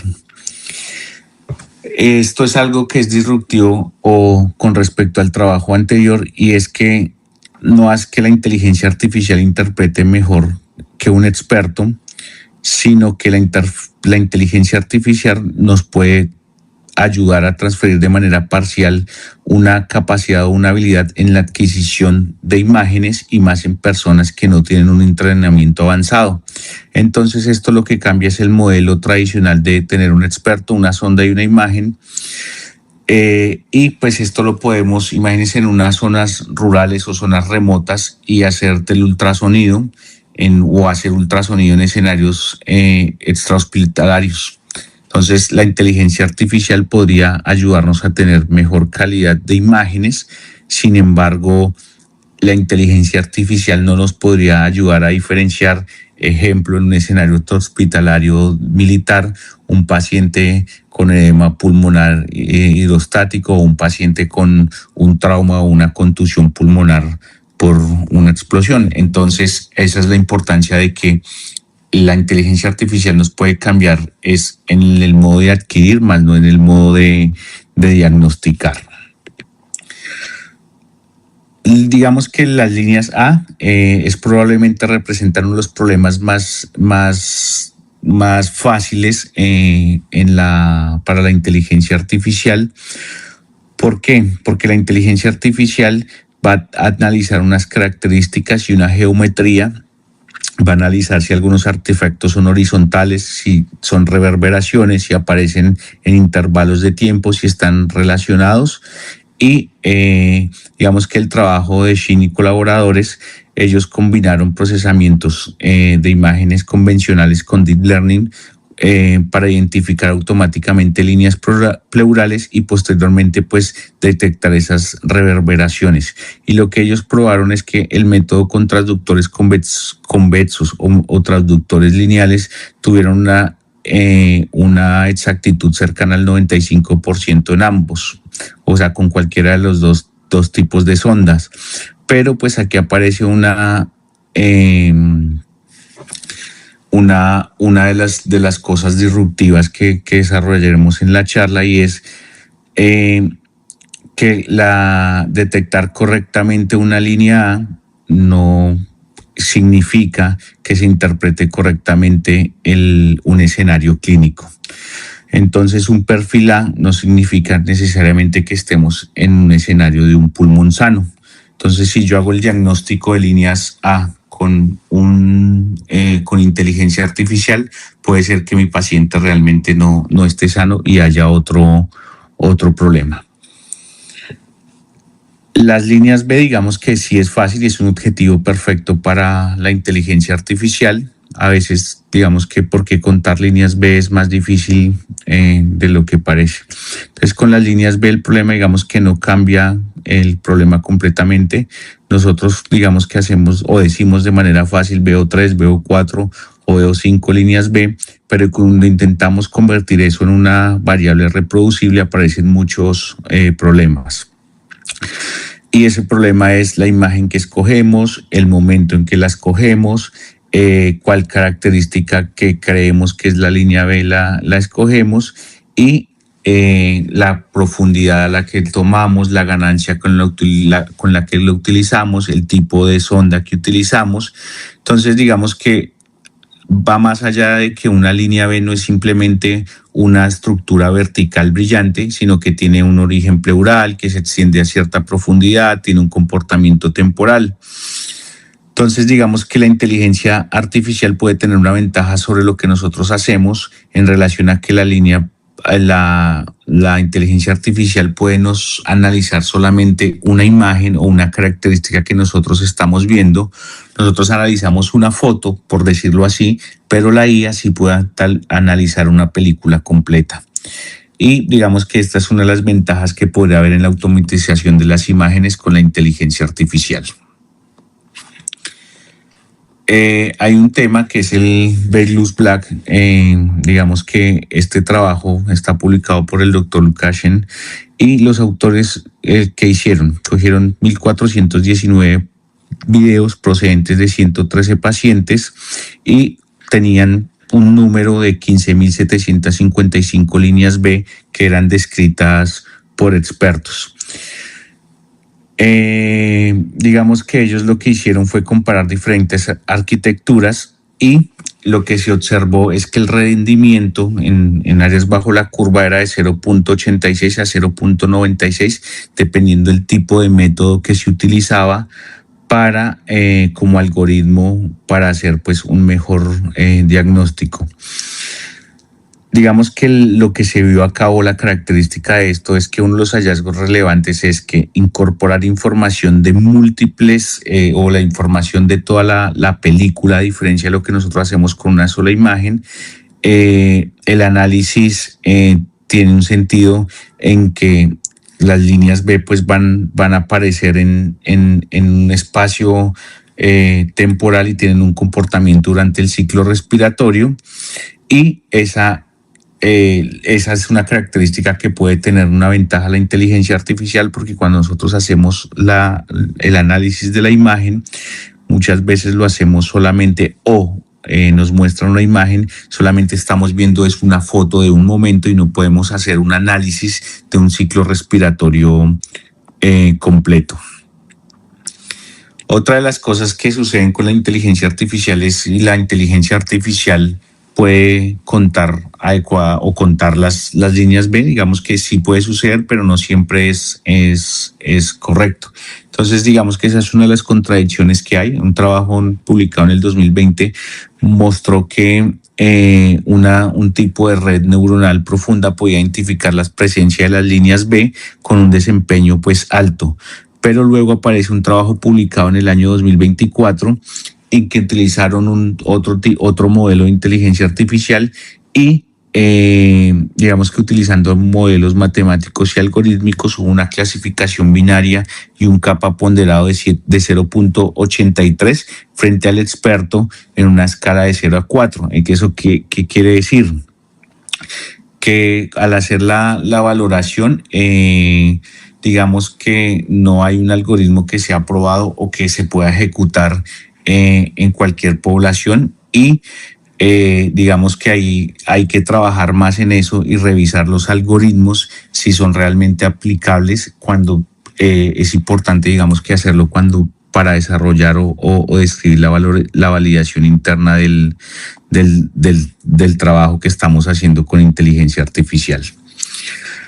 Entonces, más allá del conteo, entonces, si la congestión pulmonar se puede utilizar como un biomarcador, y si hay líneas B, cuánta, digamos, sobrecarga hay o cómo cambiaría esto en lo que hacemos. Entonces, puede ser que estemos haciendo preguntas. Por ejemplo, en un paciente con insuficiencia cardíaca, tal vez no necesitamos saber si existen líneas B, sino necesitamos saber eso de manera objetiva, cuánta sobrecarga pulmonar hay, y observar cómo cambia durante la descongestión.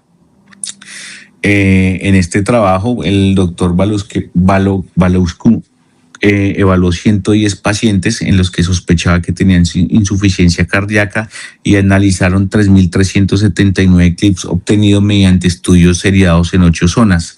El score que fue generado por el Deep Learning se asoció significativamente con una congestión en una escala, en un score clínico. Y el coeficiente del modelo fue de 0.7 con un intervalo de confianza de 0.1 a 1.2 con una P de 0.02. Pero esto no se asoció significativamente con el Rotan Index, y esto sugiere algo interesante, es que el algoritmo probablemente esté cuantificando congestión pulmonar, pero no congestión a la gravedad global del paciente.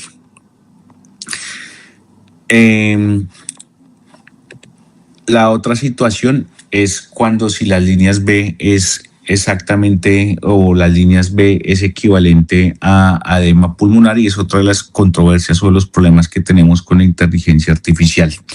Entonces, digamos que esto, para efectos en la fisiopatología o para lo que nosotros queremos aplicar, un algoritmo puede reconocer, digamos, un artefacto vertical, pero si se puede equivocar si le intentamos poner una carga de que haga una automatización de tal vez la etiología.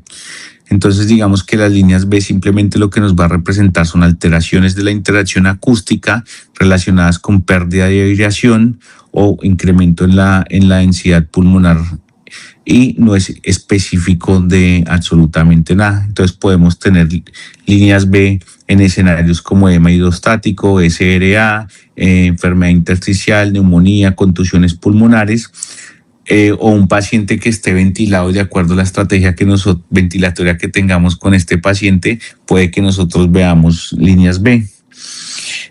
Un paciente puede tener con alguna de las un paciente fácilmente, un modelo de inteligencia artificial puede encontrar líneas B, pero podríamos nosotros tener un paciente con una fracción de eyección normal, con un patrón de Betsus en 0, una pleura irregular o tal vez consolidaciones. Decir que hay líneas B puede ser correcto, pero decir que esas líneas B significan edema pulmonar puede ser lo incorrecto, y aquí lo más razonable es el reconocimiento y el análisis clínico que nosotros podemos hacer. Digamos que en relación al sliding, pues digamos que esto tiene un componente temporal y se vuelve pues uno de los problemas que podríamos encontrar en relación a utilizar la inteligencia artificial. El doctor Van Berlo y colaboradores pues entrenaron un clasificador con 2.335 clips provenientes de 614 pacientes y reservaron como digamos que un set para hacer tests de 540 clips de 124 pacientes. Entonces ese modelo convirtió información dinámica derivada de las líneas B en una representación susceptible de clasificación y obtuvo una sensibilidad del 93% y una especificidad del 87%, con un área bajo la curva de 0.97. Aparte de eso, digamos que el otro de los modelos mostró pues que el algoritmo estaba prestando atención a regiones ecográficamente plausibles alrededor de la pleura. Digamos que desde el punto de vista técnico es un resultado que es bueno, pero clínicamente debemos hacer una salvedad, y es que el algoritmo puede detectar que haya ausencia de sliding pulmonar, pero eso no significa que un paciente tenga neumotórax. Entonces, en todos los modelos de inteligencia artificial utilizamos en todos los modelos que podríamos tener en ecografía pulmonar y hay ausencia del sliding pulmonar, se puede interpretar como que fuese en neumotórax, pero pues eso no sería la realidad. Entonces eso sería uno de los problemas que tendríamos con la inteligencia artificial. Entonces por eso lo que sigue es intentar que la inteligencia artificial razone de una forma parecida a lo que hacemos los médicos. Entonces el trabajo de Kim en el 2023, digamos que construyó una línea secuencial. Primero lo que hizo fue un control de la calidad, luego una identificación de la región pleural y luego una clasificación del sliding. Entonces los componentes individuales consiguieron pues área bajo la curva superiores al 95%, aunque cuando se integra todo, el área bajo la curva fue el 0.89. En el año 2025, el doctor Kian dio otro paso utilizando, digamos que un modelo utilizando videos, y lo que hizo fue valorar otras características en múltiples áreas para no depender únicamente del sliding. Entonces entrenaron con 657 clips y probaron con 164 clips que no estaban utilizados en el entrenamiento de la inteligencia artificial, y o en el modelo, y lo que se hizo fue, o lo que se obtuvo era que había una sensibilidad del 99.21% con una especificidad del 89.1% con un área bajo la curva de 0.97.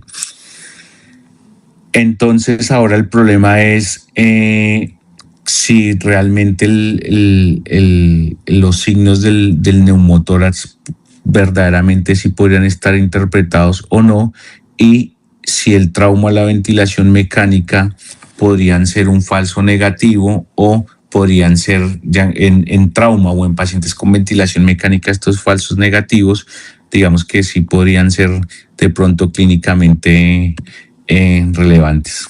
Cuando vamos a hablar de derrame y consolidación y atelectasia, digamos que aquí nos toca pasarnos a otro trabajo que está publicado en el 2025. Entonces ellos lo que hicieron fue algo que digamos que es clínicamente pues interesante.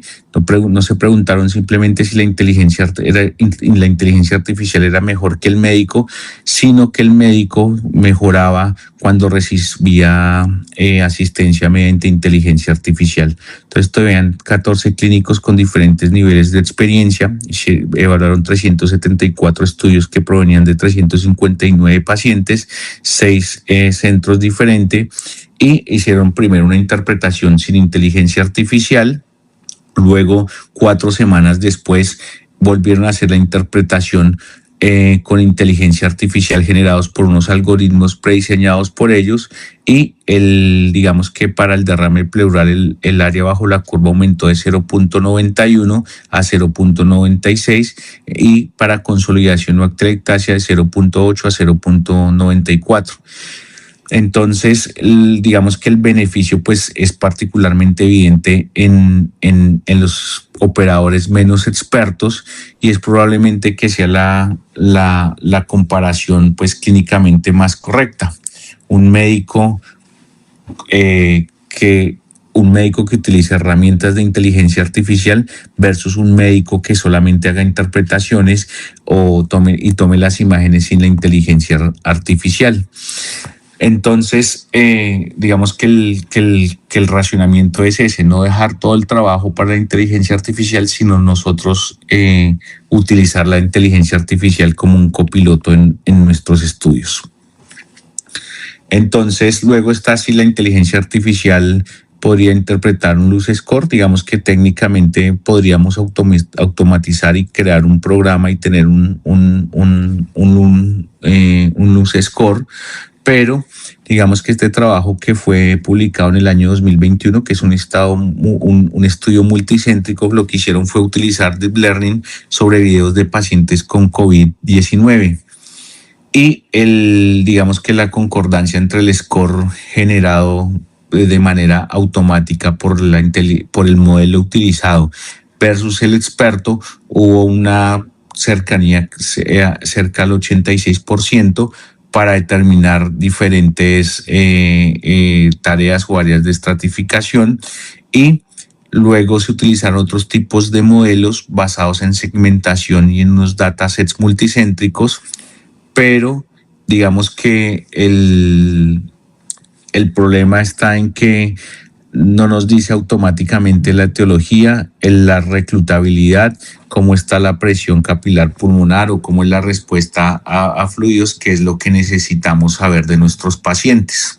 Entonces esos son digamos que el poder tener scores con algún algoritmo o algún modelo de inteligencia artificial, pues no va a garantizar que tengamos una validez clínica, y que desafortunadamente esos modelos que estamos utilizando o esos lenguajes que estamos creando no nos sirvan para hacer verdaderamente diagnósticos clínicos y tomar decisiones. Muchos modelos, digamos, que empiezan a especular y uno cree que en inteligencia artificial, digamos, que son técnicamente y en la programación van a ser exitosos, pero fracasan cuando, por ejemplo, yo entreno un modelo de inteligencia artificial en un hospital como el que estoy yo, que vemos pacientes cardiovasculares, y los llevamos a un escenario diferente como el doctor Fabricio en el Hospital del Valle, donde él puede ver más pacientes con trauma. Entonces mi modelo o mi algoritmo no está entrenado con pacientes de trauma, sino está entrenado con pacientes con patología cardiovascular. Entonces ahí es cuando fracasan los algoritmos y fracasan pues el modo en el que fueron entrenados. Entonces el algoritmo no solamente puede aprender de la enfermedad, sino puede aprender desafortunadamente desde el fabricante, el preset y las características con las que se hizo el estudio. Entonces, digamos que estas características propias es lo que pues se denominan en inteligencia artificial el domain shift. Digamos que en relación a específicamente el algoritmo del sliding, digamos que hay datos externos en diferentes estudios como en los del Dr. Who, y digamos que al incorporar una fracción de datos externos para hacer como una mejor configuración o por decirlo así, por tunear mejor el modelo, podría aumentar la sensibilidad y la especificidad. Esto en palabras prácticas, que es, si yo tengo mi modelo entrenado en una unidad cardiovascular y lo llevo a una unidad de trauma, tal vez lo que haya que hacer es alimentar o entrenar al modelo o adicionar al modelo que se construyó en mi unidad con las imágenes y con el entrenamiento en patologías de trauma que no son con las que lo entrené, y eso podría cambiar el problema del domain shift en los modelos de inteligencia artificial que se utilizan en ecografía pulmonar. Digamos que en relación al ultrasonido pulmonar y a la inteligencia artificial, digamos que el futuro en inteligencia artificial no es en sí la inteligencia artificial, sino es utilizar una inteligencia artificial multimodal. Entonces, digamos que para los escenarios en los que nosotros estamos en cuidado intensivo, digamos que el problema no es nosotros decir si hay líneas B o no, sino si estamos en un escenario en un paciente que está choqueado o tiene insuficiencia respiratoria, necesitamos tener una integración del pulmón, del corazón, del sistema vascular, de cómo está ventilado, de cómo son las variables hemodinámicas. Entonces, ahí es donde viene lo que verdaderamente deberíamos hacer con la inteligencia artificial, sino es integrar diferentes modelos, poder interpretar parámetros de la mecánica ventilatoria, poder interpretar parámetros de la función cardiovascular, poder interpretar o incluir datos de Doppler venoso, y con esto, digamos que más allá de poder reconocer un patrón, lo que podríamos pasar es a estimar un fenotipo fisiopatológico, pero digamos que esto no, en este momento pues no hay un estándar clínico y evaluado en relación a la inteligencia artificial y el ultrasonido pulmonar. Digamos que la inteligencia artificial pues reconoce patrones, y cuando como nosotros alimentemos los modelos, ellos lo que van a hacer es reconocer algunos patrones matemáticos asociados a lo que nosotros hemos definido y anotado como líneas B. Y esto es importante entender porque digamos que a modo de conclusión es el rendimiento, digamos que experimental para reconocer líneas A o líneas B puede ser alto para la inteligencia artificial. Digamos que la inteligencia artificial, la adquisición guiada puede haber una revolución y podría facilitar el acceso al POCUS. Las características y las características, digamos que diagnósticas, no las podríamos dejar con la inteligencia artificial, sino siempre debe haber un clínico que esté acompañando estos modelos o estos algoritmos para hacer un juicio clínico.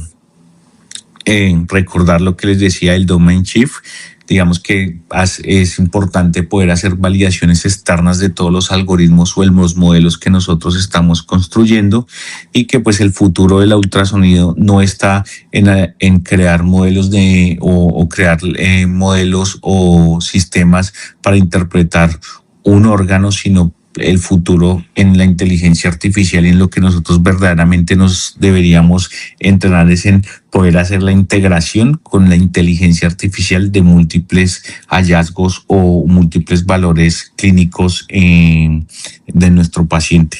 Y eso era lo que les traía en esta charla, que era pues darles ese mensaje que el ultrasonido pulmonar nos va a servir para aprender, puede mejorar lo que nosotros hacemos como médicos expertos. Sin embargo, el juicio clínico siempre debe estar presente, y el futuro o lo que nosotros deberíamos trabajar no es en aprender a hacer inteligencia artificial y ultrasonido pulmonar, sino en poder integrar diferentes modelos y crear algoritmos diagnósticos integrando diferentes datos de nuestro paciente. Gracias a todos. Muchas gracias. Doctor Jairo, muchísimas gracias por esta presentación. Está sonando otra vez. Aló. Muchas gracias por esta presentación, y al doctor Fabricio también. Vamos a dar un espacio para las preguntas que tenga el público, para que podamos acá con los expertos poder desarrollarlas.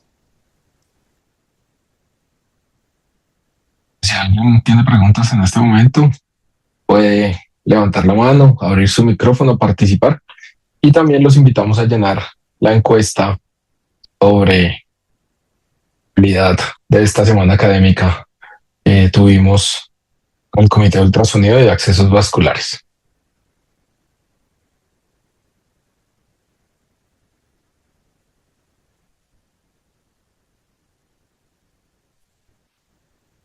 Por ahora no veo preguntas en el chat, y yo quisiera empezar preguntándole a Fabricio, ¿cómo hacen en la práctica diaria para comparar las imágenes y hacer el seguimiento de los pacientes? ¿Tienen ya una base de datos propia o confiamos en el registro de nuestros compañeros? ¿Cuál es la experiencia del día a día? Sí, la experiencia del día a día, estamos tratando de estandarizar las técnicas, llevar un formato de recolección. Aplica también, por ejemplo, para doble transcraniano. Y eso en el grupo pues aparte que da un orden, da una mejor valoración sobre todo la evolución del paciente, que es lo que recomienda la guía. Esperamos que este problema que tuvimos esta semana no nos dañe un poquito el orden que veníamos. Que a veces estas situaciones hacen que todo se desorganice otra vez y se pierda lo que se ha ganado. Ahora, no a todos los pacientes, porque lo que hemos hablado en otros escenarios clínicos, uno por lo general tiene 10 pacientes en unidad de cuidado intensivo a cargo. Uno le quisiera hacer, a veces los 10 están ventilados, a veces los 10 están soportados, uno les quisiera hacer un point of care óptimo a todos, pero pues el tiempo no lo ayuda a uno, porque uno tiene muchas actividades administrativas. Y eso que estamos en una institución donde hay residentes médicos generales que apoyan. Y tenemos la posibilidad de valorar 2 o 3 pacientes con todo el point of care multimodal que hemos estado viendo en estos 2 días. Sí. Y en ese escenario, Fabricio, ¿qué tanto del personal de apoyo terapéutico, terapeutas, fisios, enfermeros, ya están haciendo pocos? Sí, fisioterapia está muy metido en el cuento del point of care de pulmón, de diafragma. Cada vez los veo más interesados. Ha sido un proceso, ¿no? Pero ya están haciéndolos, ya sea en cursos, se ingresan a actividades de point of care que tengamos los médicos. Las enfermeras más sobre todo la parte de accesos, ¿no? Arterias, líneas medias, PIC, valoraciones ultrasonográficas de vasculares. Y los terapeutas van más hacia el lado de pulmón, diafragma, un poco de focus básico. Está comenzando como el cambio, ¿no? En esos escenarios. Hay una pregunta.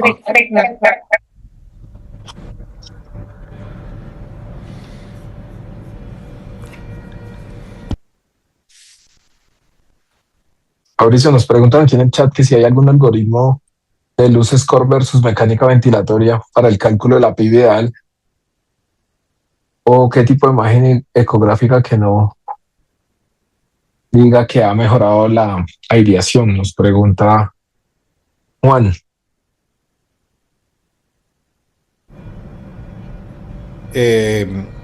Sí, como les decía en la charla, ¿no?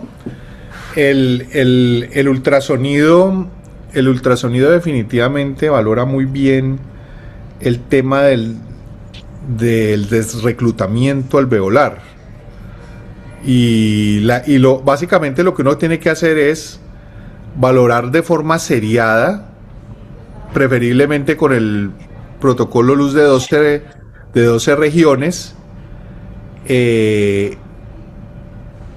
la evolución del patrón ecográfico con el PIB respectivo, con el PIB que uno le vaya dando. Ahí el tema es que la sobredistensión, ¿no? Que ya podemos estar en ese punto de sobredistensión y no sabemos con solo ultrasonido en qué PIB ya no nos va a dar más, ya no nos vamos a pasar de ese PIB.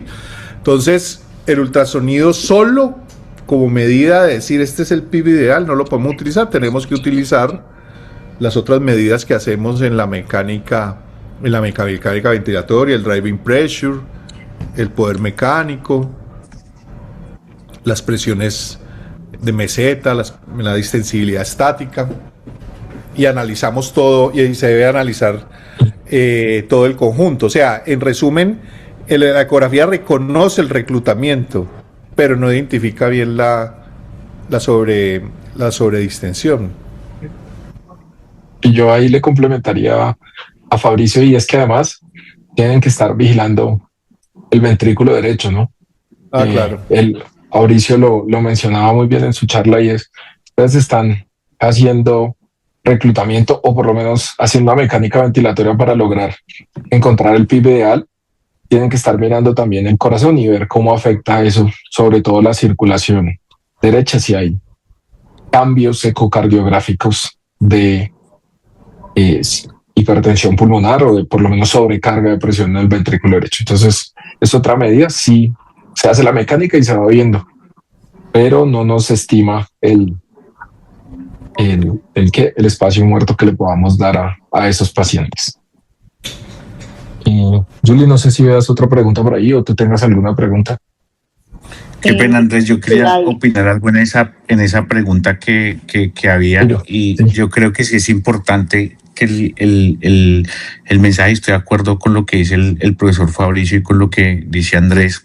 Digamos que uno de los problemas es, digamos que intentar calcular un PIB ideal con un luz score, digamos que eso es algo que está mal. Yo creo que eso no está en un escenario de buena práctica clínica, ni es el objetivo de hacer ecografía pulmonar pues en los pacientes ventilados, porque yo puedo pasar de un patrón B a un patrón A, pero eso no me habla de que, es decir, no puedo distinguir que un pulmón esté bien aireado o un pulmón esté bien distendido, por decirlo así. Entonces, para efectos prácticos, yo creo que la práctica de hacer luz score para calcular PIB no se debería hacer. Lo que sí habría que hacer es integrar lo que decía Andrés, es el luz score con otras variables, el driving pressure, la mecánica pulmonar. Si tuviéramos balones de presión esofágica sería maravilloso porque me daría un espectro más grande, pero el mensaje que debe quedar es que no hay que hacer luz score para titular PIB. O sea, sería un error en la práctica del ultrasonido pulmonar. Gracias Jairo por el mensaje. Bueno, Julie, no sé si hay otra... ves alguna otra pregunta. Sí, dice Juan Diego Roa, ¿qué piensas en general del uso del modo M en ultrasonido pulmonar? ¿Se recomienda alguna estandarización como velocidad, etcétera?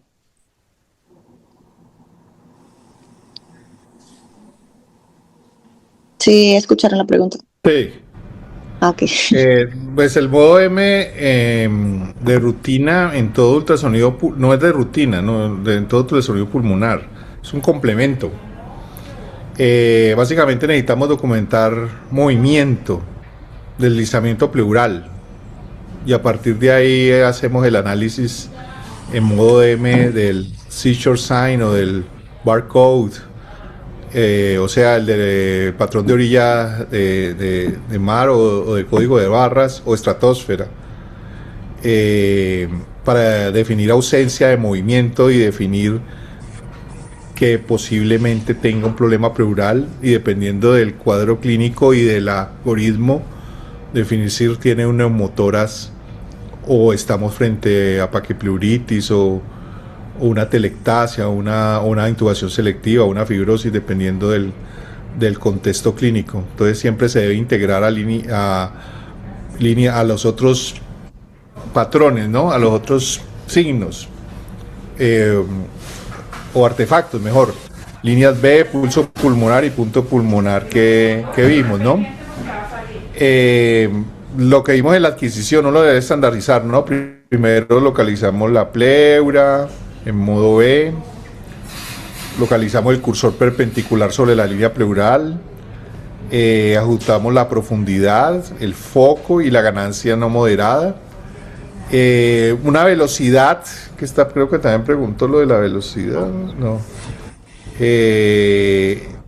Sí, una velocidad no está como estandarizada, puede utilizarse 25 milímetros sobre segundo. O sí, la idea es una velocidad fija y registrar al menos 2 o 3 ciclos respiratorios. De pronto podríamos definir que el modo M es de pronto como confirmar y documentar movimiento, básicamente. Jairo, no sé si tengas alguna opinión a ese respecto.